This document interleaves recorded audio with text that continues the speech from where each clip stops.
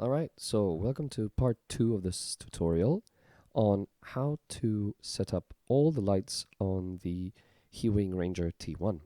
Now, if you're lucky, like me, then you will have received a Ranger T-1 with ESCs that have built-in programmable LEDs, which, apart from the LEDs on the wings, most people probably don't know about. So here's what you'll need to do to get them to turn on. I only found out because actually my motor mounts got a bit loose. I had to disassemble the motor mounts, and I realized that there is an LED on those ESCs. So I did some digging, and I found out that actually those are just very simple BLHeli flashed ESCs. And what you'll need is the BLHeliSuite, not BLHeli32. That is slightly different. And so all you got to do is go on this website, BLHeli. It's a GitHub repository, and you go on the downloads link where you have the compiled versions of the software, of the configurator. You download the first file, not any of the others, because these are BLHeliSuite 32 and they're not compatible with the ESCs that Heewing provides.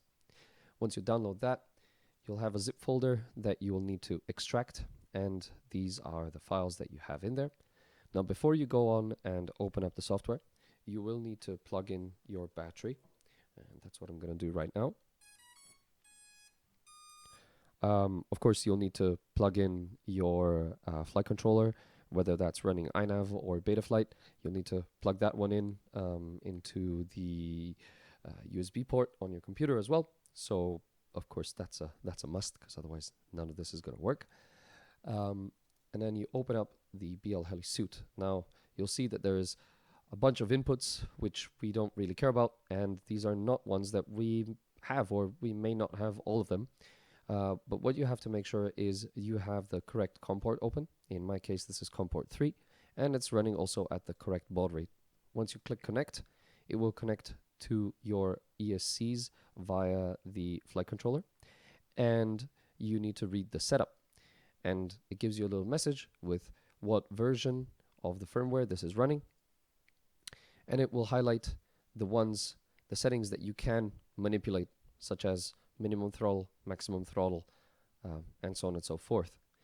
But interestingly, you also have this section here, which you don't have on any of the other configurators which can read the settings from the ESCs, because there are configurators like the BLHeli configurator that is also available, for example, as a Chrome plugin.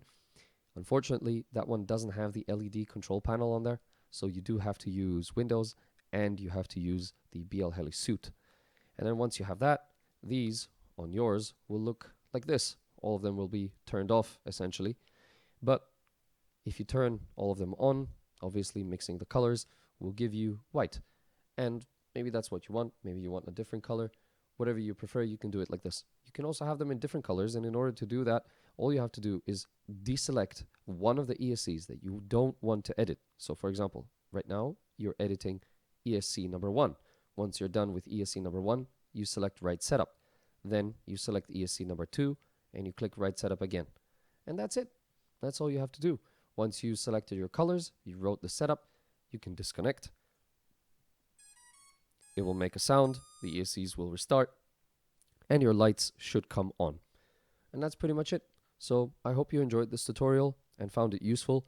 I have not seen any posts on YouTube regarding these lights. I don't think many people have opened up to see what's inside. But anyway, I hope you enjoyed it. Thanks for watching.